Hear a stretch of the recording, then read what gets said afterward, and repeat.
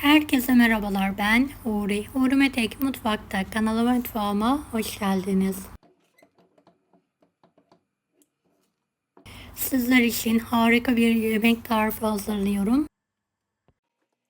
Boşnakların meşhur kaşamak tarifini hazırlıyorum.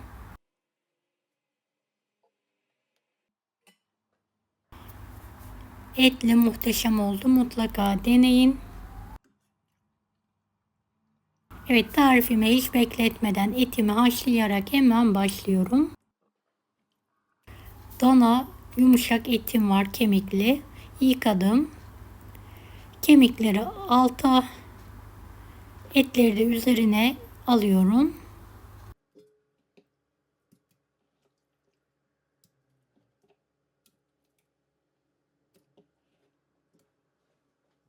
Üzerini geçecek kadar soğuk su ilavesi yapalım. Bir taşım kaynatalım.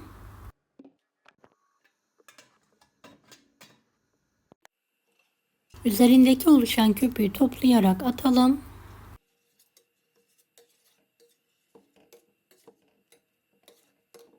Bir tane kuru soğan koyalım. Kapağını kapatarak kısık ateşte yumuşayana kadar pişirelim.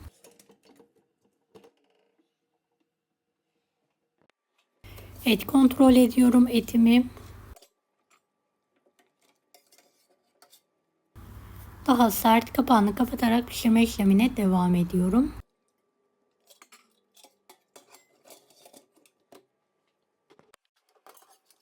Tekrardan kontrol ediyorum. Etim yumuşacık lokum gibi dağılıyor. Üzerine 2,5 tatlı kaşığı tuz ekliyorum. Biraz karıştırdıktan sonra pişirmeye devam ediyorum.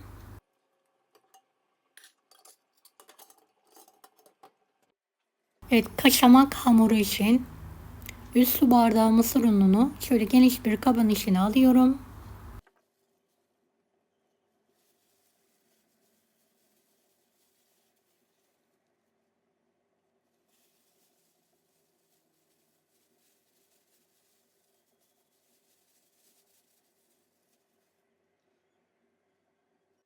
Yarım su bardağı normal buğday unu birlikte karıştıralım.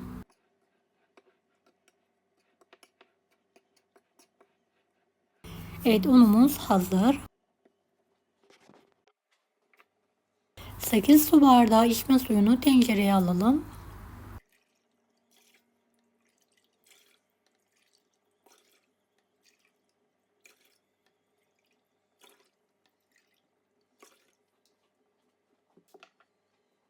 Ve kaynamaya bırakalım. Evet, kaynayan sıcak suya 2,5 tatlı kaşığı tuz ilavesi yapıyorum.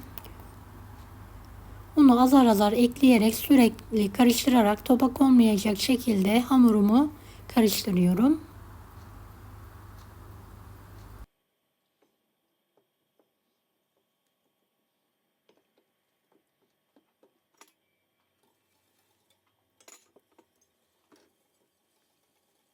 Beni hangi ülkeden veya şehirden izliyorsunuz merak ediyorum. Yoruma yazarsanız sevinirim.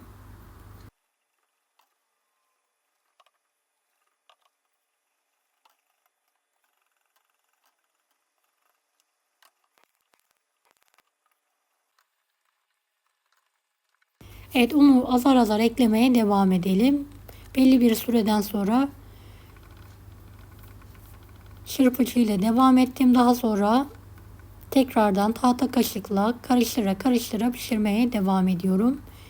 Küçük bir soslukta üzeri için tereyağı erittim. Bir miktar ilave ediyorum. Tadına baktım. Tuzu az gelmiş. Bir miktar daha tuz ilavesi yapıyorum.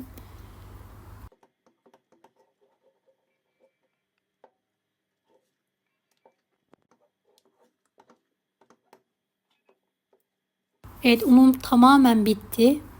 Karıştırarak pişirme işlemine devam ediyoruz.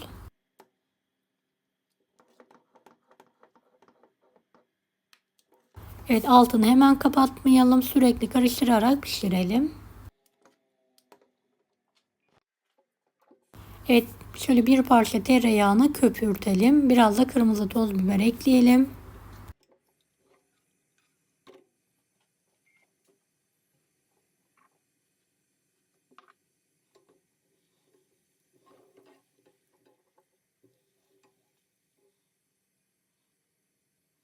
Köpürmeye başladığında altını kapatıyorum. Evet, kaşamak hamurum hazır. Şöyle büyük bir tepsiye ince tabaka halinde yayarak düzeltelim.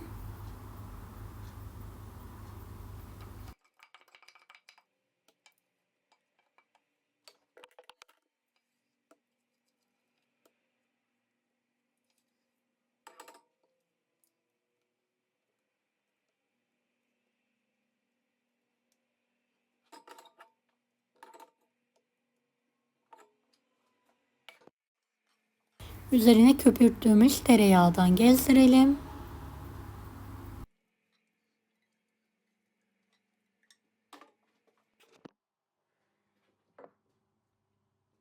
Evet, etim de haşlandı. Şöyle geniş bir kasenin içine aldım. Elimle şöyle küçük parçalara bölerek üzerine alıyorum.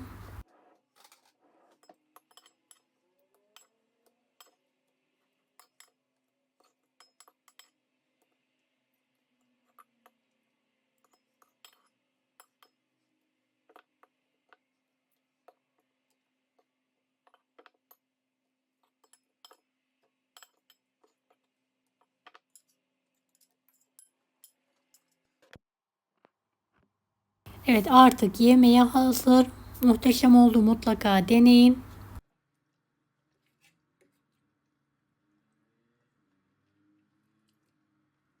Yanında ayranla ikram edebilirsiniz. Deneyecek olan herkese şimdiden kolaylıklar dilerim. Allah'a emanet olun. Hoşça kalın.